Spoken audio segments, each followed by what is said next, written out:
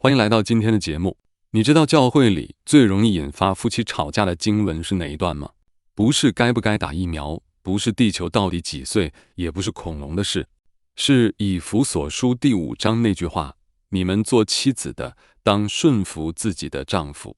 我知道光是听到顺服这2个字，有些姐妹已经想关掉这个节目了。先别走，听我说完。上个月有个姐妹给我发了条很长的私信，她说她是名校毕业的，现在在互联网大厂当产品总监，年薪比她老公高1倍。她老公最近做了个决定，她觉得这决定简直蠢到家了，会给家庭带来很大的财务风险。她问我，牧师，圣经不是说我要顺服吗？那我是不是应该闭嘴，眼睁睁看着他把这个家搞砸？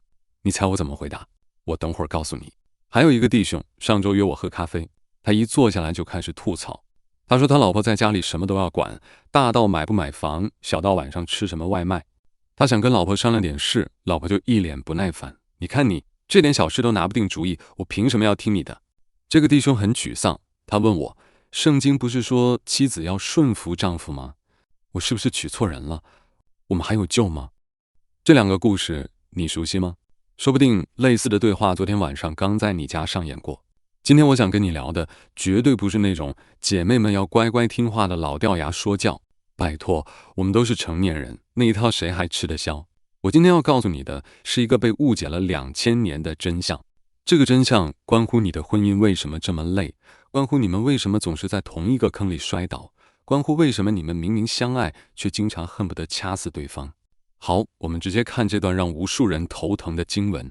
以弗所书第5章，使徒保罗写给当时教会的信，核心内容我给你提炼出来，就2句话。第一句，妻子要顺服丈夫，像顺服主一样。第二句，丈夫要爱妻子，像基督爱教会一样，甚至要为他舍命。听起来很简单，对吧？分工明确，丈夫负责爱，妻子负责顺服，完美。问题来了，在现今的时代，女孩子从小接受的教育是什么？是你可以成为任何你想成为的人。她努力读书，考上好大学，找到好工作，自己买房买车，经济独立。她见过的世面可能比老公多，处理过的复杂问题可能比老公难得多。这时候你告诉她，嘿，回家记得顺服你老公哦。她的第一反应是什么？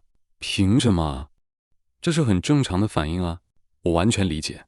特别是当她发现她老公在处理某些事情上确实不如她的时候，她会想，我学历比他高，能力比他强，眼界比他宽，我为什么要听一个可能做出错误决定的人的？这不是开玩笑吗？很多牧师会告诉你，姐妹，这是圣经的教导，你要凭信心顺服。说实话，这不是答案，这是在逃避问题。还有人会说，古代女性地位低，所以顺服容易；现代女性地位高，所以顺服难。是时代变了。我告诉你，这个观点从根上就歪了。让我带你回到一个地方，人类历史的起点——伊甸园。夏娃在伊甸园里是什么地位？她可不是什么被压迫的弱女子，她是神亲手造的，是亚当的配偶，是整个园子的共同主人。她的地位低吗？一点都不低，她跟亚当是完全平等的。神说那棵树上的果子不能吃，夏娃知道吗？当然知道，亚当告诉过她了。那么蛇来引诱的时候，夏娃做了什么？关键来了，他没有去问亚当，他自己做决定。他不仅自己吃了，还拿给亚当吃。这是人类历史上第一次，注意啊，是第一次妻子没有顺服丈夫的记录。这可不是因为夏娃地位低受压迫，所以起来反抗。恰恰相反，她地位很高，她有完全的自由意志，她做了她的选择。你看到了吗？不顺服这件事跟女性地位高低没有半毛钱关系。我们再看一个例子，撒拉。亚伯拉罕的老婆，族长的夫人，地位够高了吧？神应许亚伯拉罕会有后裔，撒拉也知道这个应许。他怎么做的？他等不及了，他按自己的想法行事，让亚伯拉罕娶了使女下嫁。结果呢？家里一团乱，矛盾一直持续到今天。以色列和阿拉伯的冲突追根溯源就是从这里开始的。你发现了吗？不顺服这件事是写在女人基因里的。好，我知道这话听起来政治不正确。我知道现在可能有姐妹在想，你一个男的当然这么说，你们男人就喜欢女人听话。别急，听我说完，我保证你听完会有完全不一样的理解。我没有说女人不如男人，我也绝对没有说女人应该被压迫。我说的是什么？是神在造男人和女人的时候，给了我们不同的天性，也给了我们不同的挣扎点。男人的挣扎点是什么？是不懂爱，或者说爱的不够，爱的不对。女人的挣扎点是什么？是不愿顺服，或者说顺服的不够，顺服的不甘心。这不是谁比谁高级的问题，这就是人性的现实。你想想看，神为什么要特别命令丈夫要爱妻子？因为男人天生在这方面有亏欠啊。我们粗线条，我们不细心，我们以为给了钱就是爱，我们以为不吵架就是爱，我们真的不懂。所以神说什么？神说，弟兄们，你们要学习爱，而且不是那种随随便便的爱，是基督爱教会那种程度的爱。他为教会做了什么？舍命。你们准备好了吗？这是对男人的当头棒喝。那对女人呢？神为什么要特别命令妻子要顺服丈夫？因为神知道女人天性里有一种很强的东西，叫我不服。这不是在贬低女性，这就是事实。我见过太多姐妹，包括我自己的妻子在内，她们聪明能干、独立优秀，这些都是非常好的品质。这些品质在职场上让她们发光，在社会上让她们受尊重。这些品质带回家，往往就变成了为什么我要听你的？你知道最讽刺的是什么吗？弟兄们会觉得我怎么娶了个这么不顺服的妻子？姐妹们会觉得我怎么嫁了个这么不懂爱的丈夫？双方都觉得超级委屈。妻子说，你都不爱我了，我凭什么顺服你？你先做到爱我，我再考虑顺服。丈夫说，你都不顺服我，我怎么爱你？你先做到顺服，我就会更爱你。这是什么？这就是我说的死局。两个人都站在原地，双手抱胸，等着对方先迈出一步。妻子在等丈夫先爱的足够多，丈夫在等妻子先顺服的足够好。谁都不动，婚姻就这么僵在那里，冷战、争吵、冷暴力，最后可能就是离婚。你们有没有想过一个很有意思的问题？为什么神偏偏设计了这么一个看起来不公平的系统？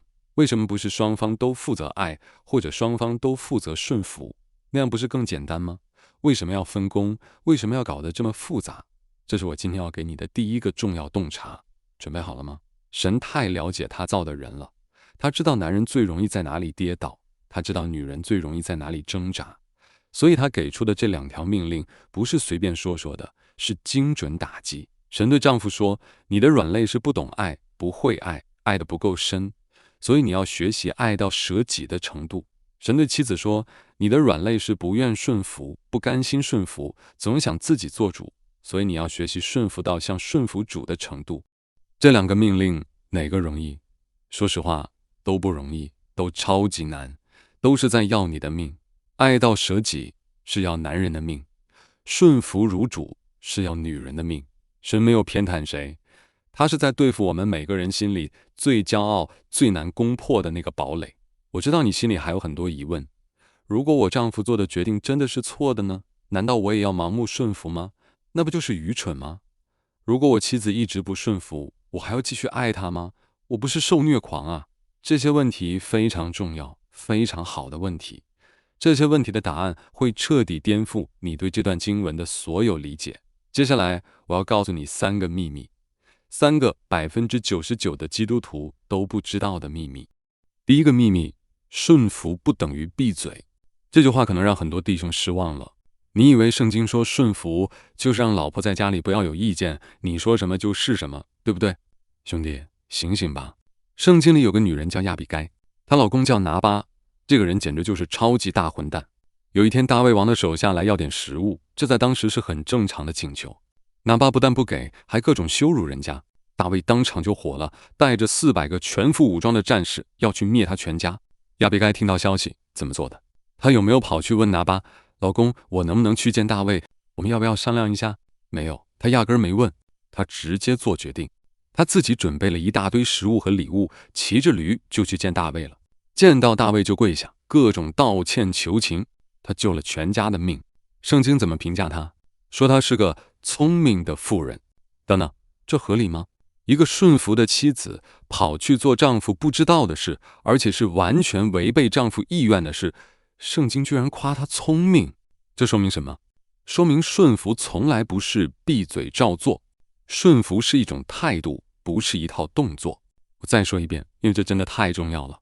顺服是态度，不是动作。什么叫态度？态度就是你心里怎么看待这个人，你心里把丈夫放在该放的位置上，你尊重他作为一家之主的身份，你愿意认真考虑他的想法，你不会在外人面前让他难堪，你不会用那种轻蔑的眼神看他。这不意味着你不能有自己的意见，这不意味着你看到他要做蠢事还得装瞎，这更不意味着你要违背真理去配合他犯罪。有姐妹问过我，牧师，如果我丈夫要我陪他去拜偶像呢？那当然不行啊。顺服丈夫的前提是不违背神，这是底线，这个没得商量。如果我丈夫要赌博，要我把钱给他，不给，你可以温柔地说不，坚定地说不，但绝对要说不。如果我丈夫的决定会伤害孩子，你有责任保护孩子，你当然要说出来。你看，顺服不是放弃思考，不是放弃责任，不是变成一个没有脊梁骨的人。顺服是你选择用什么样的方式去表达你的意见。比如说，你可以咆哮，你就是个废物，你什么都做不好，我怎么会嫁给你这种人？你也可以温柔地说，老公，我有些担心，我们能不能坐下来再想想，我想听听你的想法。两种方式都是在表达反对，对不对？但哪一种是顺服的态度，你心里清楚。好，第二个秘密，这个秘密是给弟兄们的。爱的标准不是你觉得你爱了，而是他感受到了没有。弟兄们，认真听，你每天上班赚钱养家，你觉得这就是爱？你周末陪老婆逛街，虽然你无聊到想死，但你还是去了，你觉得这就是爱？你不抽烟不喝酒不赌博不嫖娼，在外面再多诱惑你都不动心，你觉得这就是爱？然后你老婆哭着说，你根本不爱我，你委屈的要命，我怎么不爱你？我每天这么辛苦，不都是为了这个家吗？你还想要我怎样？他说，你有多久没有好好看着我的眼睛跟我说话了？你知道我最近在担心什么吗？你知道我真正想要的是什么吗？你懵了。这个场景在千千万万个家庭里每天都在上演。丈夫觉得自己已经爱到极限了，妻子觉得自己根本没被爱到。问题出在哪儿？出在男人对爱的定义太窄了。我们以为爱就是供应，就是陪伴，就是忠诚。这些当然重要，这些是基础，但这些还不够。圣经说的爱是什么？正如基督爱教会，为教会舍己。基督怎么爱教会的？他看见教会的需要，他体贴教会的软弱，他为教会的益处牺牲自己的舒适。他给门徒洗脚。洗脚在当时是什么意思？是仆人做的最低贱的工作。那个时代的路都是土路，大家穿凉鞋，脚上全是灰尘和泥巴，洗脚又脏又臭，是最没面子的活。耶稣，万王之王，上帝的儿子，跪下来给门徒洗脚。弟兄们，你上次为了妻子放下你的骄傲是什么时候？我不是说真的跪下来洗脚了，虽然偶尔这么做也挺浪漫的。我是说，你上次放下你的面子，放下你的自我，去做一件你不想做但他需要的事是什么时候？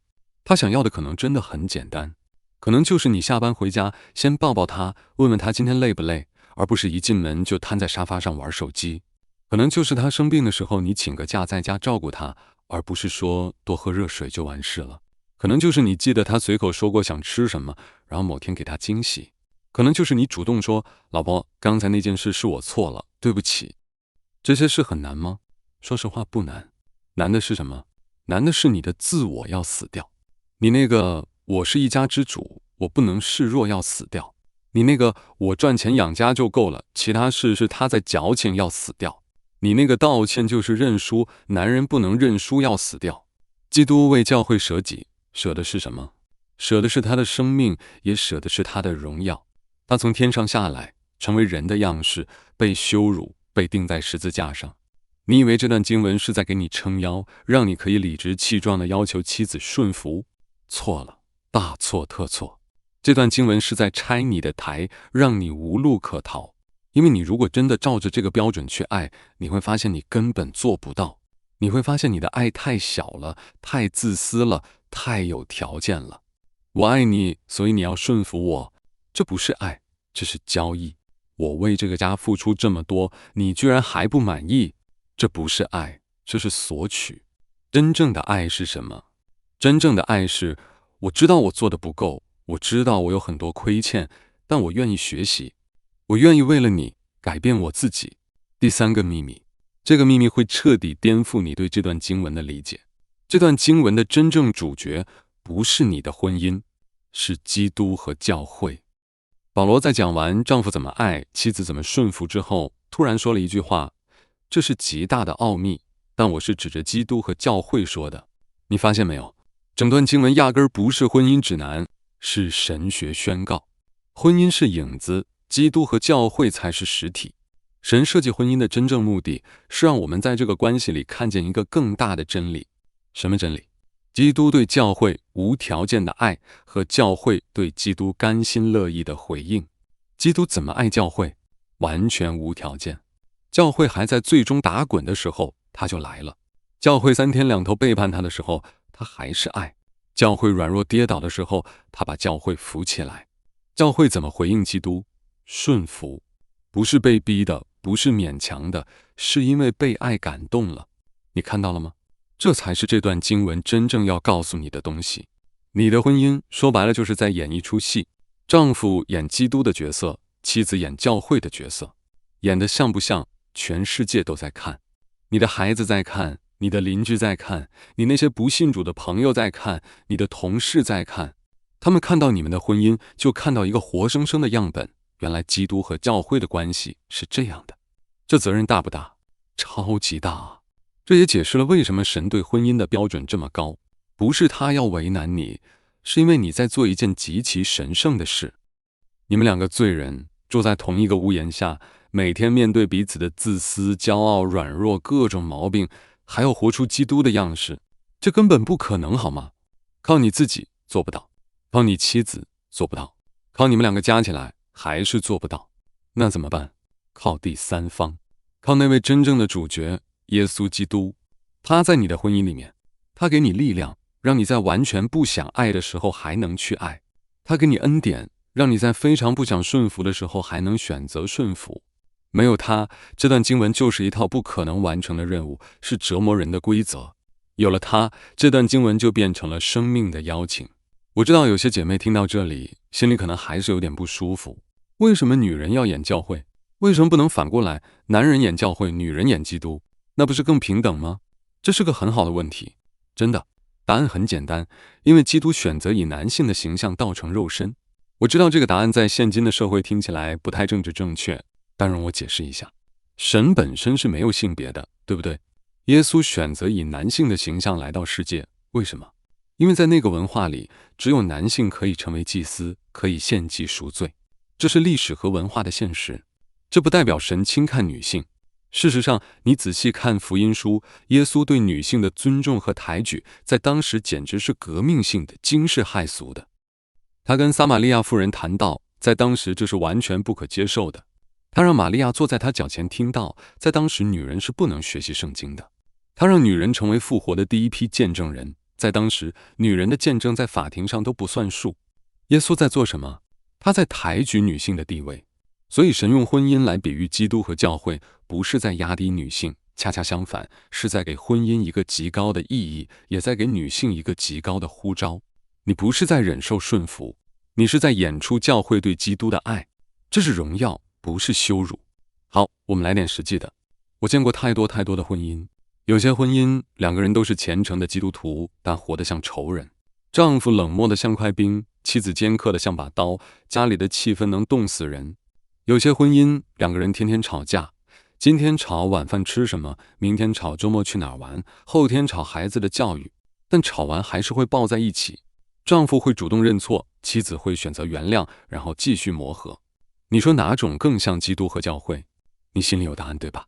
基督和教会的关系不是完美无缺的。为什么？因为教会会犯错，会背叛，会软弱。基督和教会的关系是充满恩典的。为什么？因为基督不断的赦免，不断的接纳，不断的恢复。你的婚姻也应该是这样。你会犯错，他会犯错，这是必然的。你会伤害他，他会伤害你，这也是必然的。问题不是你们会不会吵架，会不会失败，问题是吵完之后你们怎么办？你是冷战3天，还是当天晚上就主动说对不起？他是一直记仇，还是选择原谅然后翻篇？你是越来越爱，还是越来越冷？他是越来越尊重你，还是越来越看不起你？这些选择每一天都在发生。这些选择决定了你的婚姻是在荣耀基督，还是在羞辱福音。让我问你一个很扎心的问题：你现在的婚姻，如果有人在旁边看着，他们会不会因此想成为基督徒？你的爱会不会让人看到基督的爱是什么样子？你的顺服会不会让人看到教会的美丽？这个问题很难回答，对不对？这个问题我自己也不敢说及格。我结婚15年了，我还在学习怎么爱我的妻子，我还有很多时候做得不够好。我妻子也在学习怎么顺服我，她也有很多时候真的很想掐死我。我们都是罪人，我们都还在路上，但我们在努力。好，下一部分我要跟你谈一个更深也更痛的话题。你以为婚姻是关于幸福，错了，婚姻是关于破碎。你以为顺服是为了维持家庭和谐，错了，顺服是为了破碎你的骄傲。你以为爱是为了让妻子开心，错了，爱是为了破碎你的自我。神在用婚姻雕刻你，这个雕刻的过程会很疼，但这个疼痛背后藏着你想象不到的祝福。婚姻不是关于幸福，是关于破碎。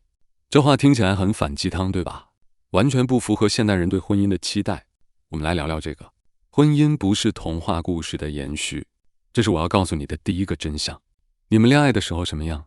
他眼里只有你，你说什么都对，你做什么都可爱，你打个嗝他都觉得萌，你发脾气他都觉得是在撒娇。你们手牵手走在街上，觉得全世界都在为你们让路，空气里都是粉红泡泡。你以为结婚以后会一直这样，然后你们结婚了，3个月以后他开始不收拾袜子了，6个月以后他吃完饭就躺沙发上玩手机，你在厨房洗碗，他连头都不抬。1年以后，他看你的眼神开始带着疲惫，甚至有点不耐烦。你想，他变了，他不爱我了。我告诉你，他没变，你也没变。变的是什么？是你们摘掉了面具。恋爱是表演，婚姻是真人秀，没剪辑，没滤镜，24小时直播那种。恋爱的时候你可以忍，为什么？因为你知道今天约会结束，你就可以回到自己的空间，想干嘛干嘛。婚姻里你忍不了，为什么？因为他的呼噜声每天晚上都在你耳边响，他的臭袜子每天都在你眼前晃，他的那些小毛病24小时环绕立体声。这时候圣经说，丈夫要爱妻子，妻子要顺服丈夫。你想笑？爱，我现在看到他就烦，你还跟我谈爱顺服？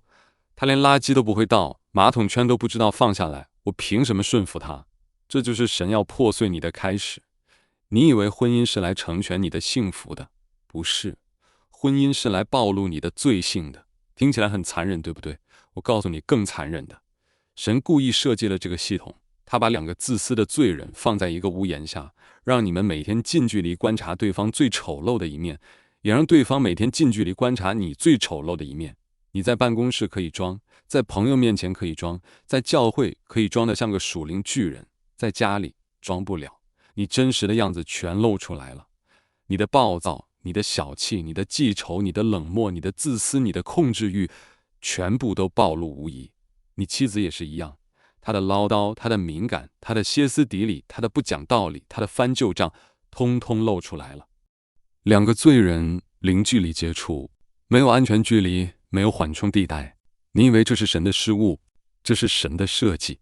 因为只有在这种极度的摩擦里，你才会看见你有多自私。只有在这种每天的冲突里，你才会发现你有多骄傲。弟兄们，你知道你什么时候最不想爱妻子吗？就是她最不可爱的时候。她跟你吵架，说了很伤人的话，比如我当初真是瞎了眼才嫁给你。她冷战3天不理你，你说话她当没听见。这时候圣经跳出来说，要爱她像基督爱教会一样。你心里的第一反应是什么？凭什么？明明是他先伤害我的，我又没做错什么。这就是你的自我在说话。你的自我说，我的尊严被冒犯了，我要让他知道我不好惹。你的自我说，我对他这么好，他居然这样对我，我不欠他的。你的自我说，我要让他知道他错了，我要冷战到他来道歉为止。基督在十字架上说什么？父啊，赦免他们，因为他们所做的，他们不晓得。那些把他钉十字架的人，那些羞辱他、嘲笑他、吐唾沫在他脸上的人，他说赦免他们。你妻子只是跟你吵了个架，说了几句气话，你就爱不下去了？这就是差距，这就是神要破碎你的地方。他要碎掉你那个我很好，我很委屈，我是受害者的自我。姐妹们，你知道你什么时候最不想顺服丈夫吗？就是他做了个你觉得超级蠢的决定的时候。他要换工作，你觉得新工作不稳定，风险太大；他要投资，你觉得那个项目一看就是坑；他要买车，你觉得现在不是时候，应该先攒钱。你的判断可能是对的，说真的，很多时候姐妹的直觉确实比弟兄准。你的经验可能比他丰富，你的分析可能比他理性，你的眼光可能比他长远。这时候圣经说要顺服他，你心里的第一反应是什么？他根本不行，我为什么要听他的？听他的，我们全家都得完蛋。对，这就是你的骄傲在说话。你的骄傲说，我比他强，我比他聪明，我比他有判断力。你的骄傲说，如果听他的，搞砸了怎么办？我必须掌控局面。你的骄傲说，这个家不能没有我来做主，否则一定会乱套。这是什么？这就是夏娃在伊甸园里的想法。蛇说，你吃了这果子，就能像神一样，能分辨善恶。夏娃想，我要自己做主，我不需要听别人的。几千年过去了，女人心里的这个声音从来没有变过，我要自己做主。神要破碎的就是这个，他要碎掉你那个我必须掌控一切，否则就会出问题的骄傲。让我给你讲个真实的故事。有个姐妹名校毕业，能力超强，在一家跨国公司做高管。她丈夫呢，在一家不起眼的小公司做技术。说实话，从世俗的眼光看，他确实比她优秀太多。她看不上他，她觉得他没出息，没野心，赚钱也不多，在朋友聚会的时候都不好意思介绍。每次丈夫想做点什么，她都要管。买什么菜要管，周末去哪里要管，孩子报什么兴趣班要管，跟谁来往要管。她的口头禅就是听我的没错。她丈夫越来越沉默，越来越没有存在感。有一天，她在教会听到牧师讲到顺服这个话题，她心里非常不服气。顺服？开什么玩笑？我这样的女人要顺服一个各方面都不如我的男人，这不是侮辱我的智商吗？那天晚上，她失眠了，躺在床上翻来覆去睡不着。她突然想起一件事，那是他们刚结婚的时候，有一次她生病发高烧，烧到39度多。她丈夫请假在家照顾她，一整天一整夜没合眼，给她喂药，给她擦汗，她出汗把被子都弄湿了，她就换被单，一晚上换了好几次。她当时躺在床上，迷迷糊糊地看着他忙前忙后，心里特别感动。那时候她想，这个男人可能不是最优秀的，但他真的爱我。这么多年过去了，他什么时候还这样想过？他每天看到的都是他的不足，他赚钱不够多，他不够上进，他不够浪漫，他不够会说话，他在朋友面前给他丢脸。他忘了，这个男人从来没有放弃过他。这个男人每天上班，不管多累，回家第一件事还是会问他，今天还好吗？这个男人从来不跟他计较，他说多难听的话，他都忍着，从来不还嘴。这个男人把工资卡给他，从来不问他怎么花钱，他买再贵的包他都不说什么。这是不是爱？当然是，只是不是他想要的那种爱。他想要的是什么？他想要一个成功的丈夫，能让他在朋友面前有面子的丈夫，能让他过上更好生活的丈夫。他要的不是爱，他要的是满足他的虚荣心。那天晚上他哭了，他跪在床边祷告，神啊，我错了，我一直在要求他成为我想要的样子，我从来没有接纳他原本的样子，我一直在看他哪里不够好，我从来没有看到他哪里好。第二天早上，她做了一件她10年没做过的事，她给丈夫做了早餐。她丈夫走进厨房，看到桌上摆着早餐，整个人愣住了。你怎么突然做早餐了？是不是哪里不舒服？她说，我只是想为你做点什么。她丈夫的眼眶红了。她说，你已经好久没有这样了。你知道吗？有时候一个男人需要的就是被看见、被肯定、被尊重，不是因为他有多成功，不是因为他有多厉害，就是因为他是你的丈夫。这个姐妹后来跟我说，她开始学习顺服之后，她发现改变的不只是她丈夫，更多的是她自己。她以前总是焦虑，总是想控制一切，总是怕出错，总是觉得如果不是她来管，这个家就会完蛋。她开始学习放手，学习信任，学习接纳。她发现她丈夫其实没有她想象的那么糟。他也发现他自己没有他想象的那么重要。这个世界不会因为他不控制就崩塌，这个家不会因为他不做主就完蛋。神在掌权，这就是顺服要带给你的自由。很多姐妹误解了顺服，以为顺服就是放弃自我，就是变成一个没有主见的人，就是当个受气包。不是，完全不是。顺服是放弃掌控，你还是你，你还有你的想法，你还可以表达你的意见，只是你不再坚持一定要照我的方式来，你不再活在如果不是我想要的结果就完蛋了的恐惧里，你把主权交给神。弟兄们也一样，很多弟兄误解了爱，以为爱就是宠，就是让妻子开心，就是满足他所有的要求，就是他要什么给什么。不是，爱是牺牲，是在你不想爱的时候选择去爱，是在你觉得他不配的时候还是去爱，是在你自己也很累很委屈的时候还是去爱。有个弟兄跟我分享过他的故事，他跟妻子吵架了，吵得很凶，他觉得自己没错，完全是妻子无理取闹，他决定冷战，等妻子主动来道歉。3天过去了，妻子没有道歉的意思。第4天晚上，他在读经，刚好读到以弗所书这段，丈夫要爱妻子，正如基督爱教会，为教会舍己。他心里很不舒服，圣灵在问他，基督有等教会先道歉吗？没有，是教会背叛了基督，是教会亏欠了基督，是教会对不起基督。基督有等教会回头吗？没有，是基督先爱，是基督先牺牲，是基督先伸出手。这个弟兄坐不住了，他走到卧室门口，他妻子在里面，他敲门，老婆，我们谈谈好吗？没有回应。他又说，对不起，我不应该冷战3天，不管谁对谁错，我不应该这样对你。门开了，他妻子眼睛红红的，眼泪在眼眶里打转。你为什么道歉？明明是我不对，是我先发脾气的。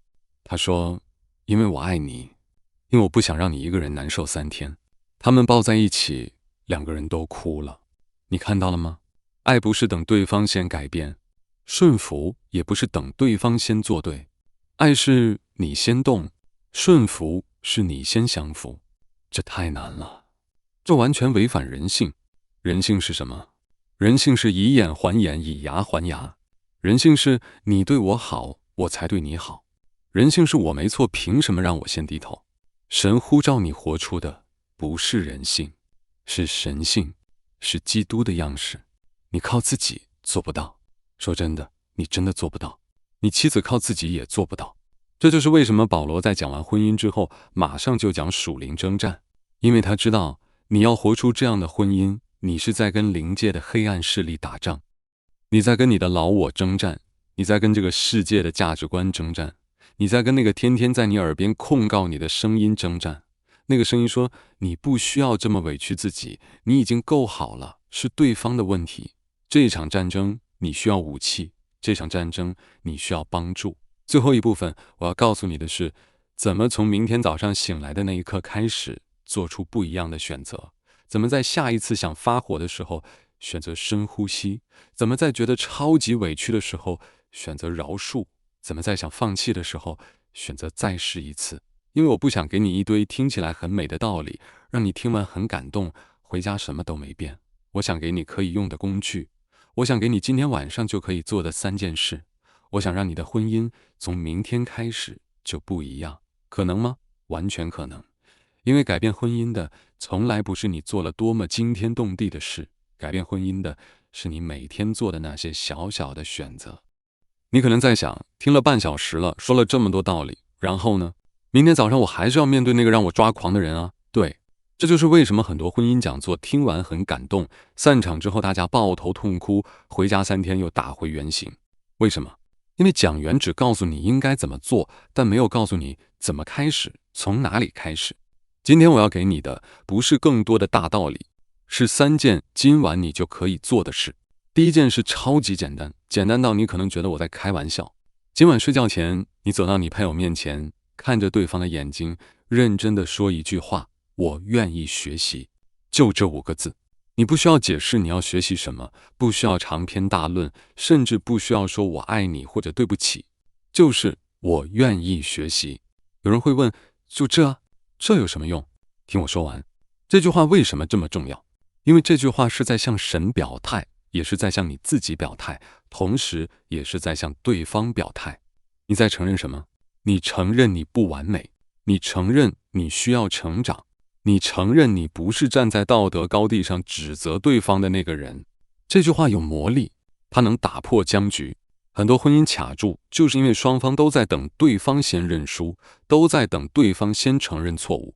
这句话不是认输，这是邀请。你在邀请对方跟你一起成长，一起变得更好。我认识一对夫妻，冷战了半年啊，你能想象吗？他们住在同一个屋檐下，但基本上不说话，吃饭各吃各的，睡觉背对背睡，连眼神都不交流。家里的气氛能冻死人。有一天晚上，丈夫听了一个关于饶恕的讲道，他心里挣扎的要命，他觉得明明是妻子的错，凭什么让他先开口？他在床上翻来覆去睡不着。凌晨2点，他突然坐起来，走到妻子那边的床，叫醒她。妻子吓了一跳，干什么？心里可能在想，这个人是不是疯了？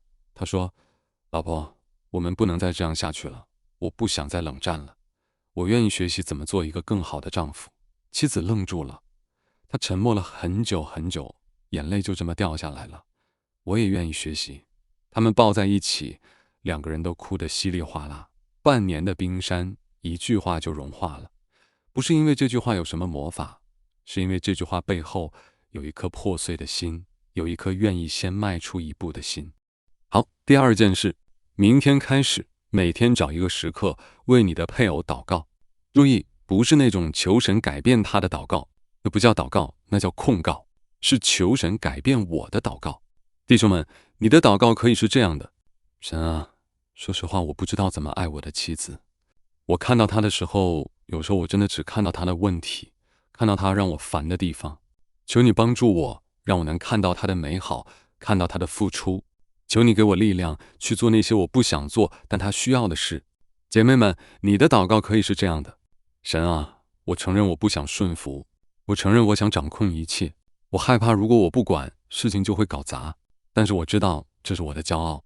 求你帮助我放手，求你帮助我信任，不只是信任我丈夫，更是信任你在掌权。你知道为对方祷告最神奇的地方是什么吗？不是神一定会改变对方，虽然有时候会，但不是每次都会。最神奇的地方是，神会改变你看对方的眼光，这是真的。你开始为他祷告的时候，你很难一边祷告一边恨他。你试试看，你做不到的。你开始为他祷告的时候，你很难一边祷告一边看不起他。祷告会软化你的心，祷告会提醒你，你面对的不是敌人，是神给你的礼物。即使这个礼物有时候看起来像定时炸弹，即使这个礼物有时候会爆炸，但它还是礼物。第三件事，这个稍微难一点，但超级有效。每周找一个固定的时间，两个人坐下来，问对方3个问题。第一个问题，这一周我有哪里做的让你感到被爱？第二个问题，这一周我有哪里做的让你受伤？第三个问题，下周我可以为你做什么？就这3个问题，规则是什么？不要辩解，不要解释，不要反驳，就是听，认真听。弟兄们，当你妻子说你这周没有一次主动抱我的时候，你的第一反应可能是，我工作这么累，下班回来累成狗，我还要抱你，你知不知道我在外面有多辛苦？忍住，把这些话吞回去，就说谢谢你告诉我，我下周会注意，我会改。姐妹们，当你丈夫说你这周在我妈面前说我懒的时候，你的第一反应可能是，你本来就懒啊，我说错了吗？我只是说实话而已。忍住，深呼吸，就说对不起，我伤害了你，我没想到这句话让你这么难受，我以后会注意。这3个问题看起来很简单，对吧？做起来超级难。为什么？因为你要放下你的防御，你要承认你的不足，你要给对方伤害你的机会，你要给对方指出你问题的权利。这需要极大的勇气，但这也会带来极大的突破。因为大部分婚姻的问题，说穿了不是因为不够爱，是因为不会沟通。你以为你在表达爱，对方根本没感觉到，对方在受伤，你根本不知道，你还在那里觉得自己做得挺好的。这3个问题打开一扇窗户，让你看见对方的内心世界。也让对方看见你愿意改变。我知道你在想什么，我知道这3件事我做了，万一对方不配合怎么办？万一我先迈出一步，对方还是冷漠，还是不改变，我岂不是很傻？听着，你做这些事不是为了换取对方的改变，你做这些事是因为这是神对你的呼召。丈夫要爱妻子，不是如果他顺服我就爱，是无条件的爱。妻子要顺服丈夫，不是如果他够好我就顺服，是无条件的顺服。这太难了。我知道你以为我给你的是3个技巧，不是，我给你的是3个操练。操练什么？操练你死掉，操练你的自我死掉，你的骄傲死掉，你的我是对的死掉，你的我不欠你的死掉。耶稣说过一句话，一粒麦子不落在地里死了，仍旧是一粒，若是死了，就结出许多子粒来。你的婚姻要结果子，你必须先死。这是整段经文最核心、最深、最痛的真理，不是教你怎么经营婚姻，不是教你什么技巧，是呼召你在婚姻里死去。我再说一遍，因为这真的太重要了。婚姻不是让你活得更舒服的地方，婚姻是让你死去的地方。你的自私在这里死去，你的掌控欲在这里死去，你的我想要什么就要得到什么在这里死去，你的都是你的错在这里死去。只有死了才能复活，只有你的老我死了，基督的生命才能在你里面活出来。这就是保罗说的，这是极大的奥秘。什么奥秘？不是什么婚姻经营的秘诀，是死而复活的奥秘，是福音在婚姻里的具体应用。你看，基督为教会死了，然后复活了，对吧？教会因为基督的死和复活得到了新生命。你在婚姻里死去，神会让你复活，你的配偶看到你的改变也会得到盼望。这是一场属灵的革命，不是发生在教会的讲台上，不是发生在什么特会上，是发生在你家的厨房里、卧室里、客厅里，发生在你们吵架的时候，你选择闭嘴；发生在你想冷战的时候，你选择道歉；发生在你觉得委屈的时候，你选择饶恕；发生在你想证明自己对的时候，你选择放手。每一次选择都是一次死去，每一次死去都是一次复活的机会。如果你今天只记住一句话，记住这句：婚姻不是让你活得更舒服的地方，是让你死去的地方。只有死了才能真正活。去吧，回家死去，然后看神怎么让你复活。不是因为你们完美，是因为你们真实，真实的破碎，真实的挣扎，真实的相爱。好了，今天的节目到这里。如果这个节目对你有帮助，请分享给你身边正在婚姻里挣扎的朋友。我们下次见。